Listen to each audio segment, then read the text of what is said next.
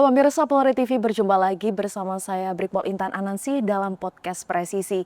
Kali ini kita akan kupas tuntas peranan Polri bukan hanya sebagai aparat penegak hukum, tetapi juga mendukung implementasi program prioritas pemerintah yang diusung oleh Presiden Prabowo Subianto, yakni ketahanan pangan. Dan di sini Polri melalui Satuan Pelayanan Pemenuhan Gizi terus mendukung pemerintah dalam mewujudkan ketahanan pangan nasional.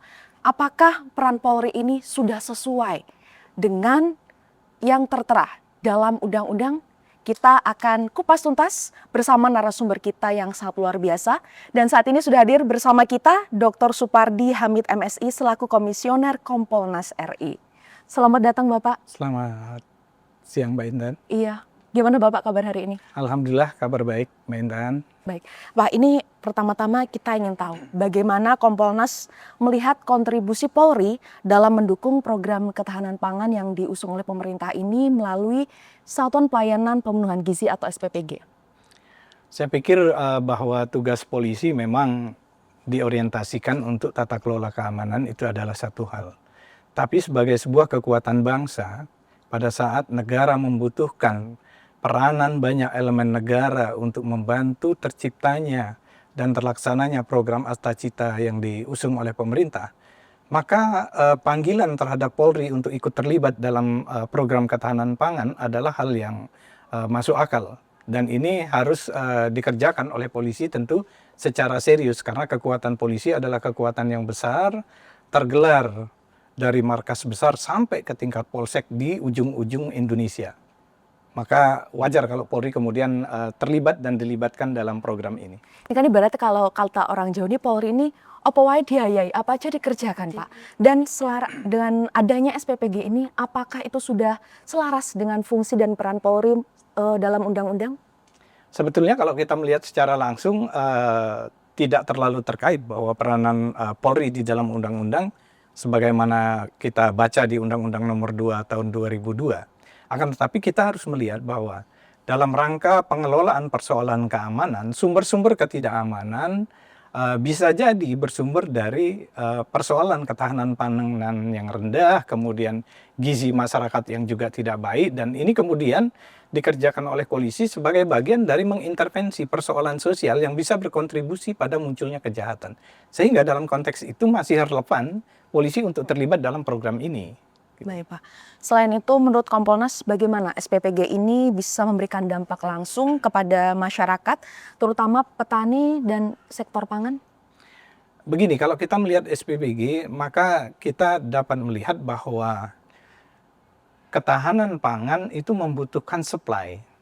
Dan tentu supply yang paling relevan, yang paling dekat itu adalah langsung dari petani. Sehingga adanya SPPG maka itu akan mendekatkan rantai antara produksi dengan konsumen. Dan konsumen dalam hal ini adalah masyarakat yang akan menerima gizi itu sendiri, sementara Polri ada di tengah dan kemudian menyelenggarakan SPPG sebagai bagian dari cara untuk memenuhi gizi itu. Sehingga ini adalah hal yang selaras dengan kebutuhan petani, di mana daya serap terhadap produksi mereka itu akan terasa sangat luar biasa dengan program yang sangat masif ini. Karena semuanya saling berkesinambungan seperti itu ya Pak. Dan di sini Polri hadir sebagai jembatan seperti itu.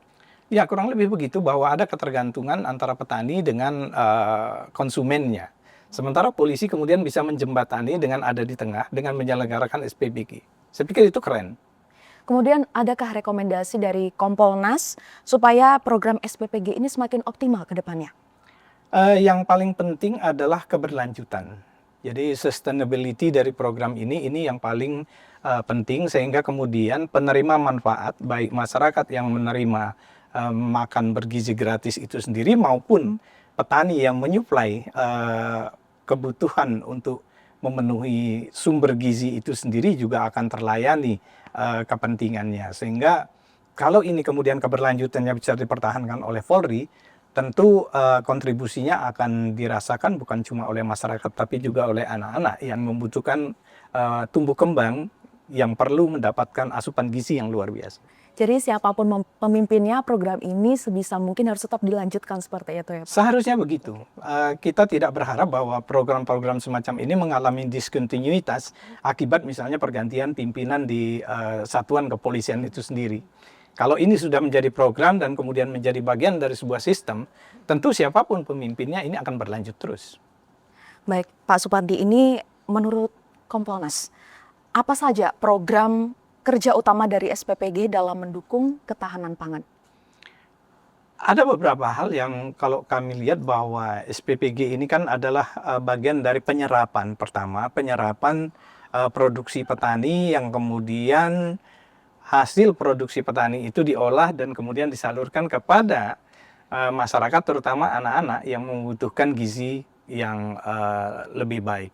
Dan ini tentu program semacam ini membutuhkan banyak hal, termasuk polisinya sendiri harus terlibat dalam program ketahanan pangan itu dengan ikut menanam.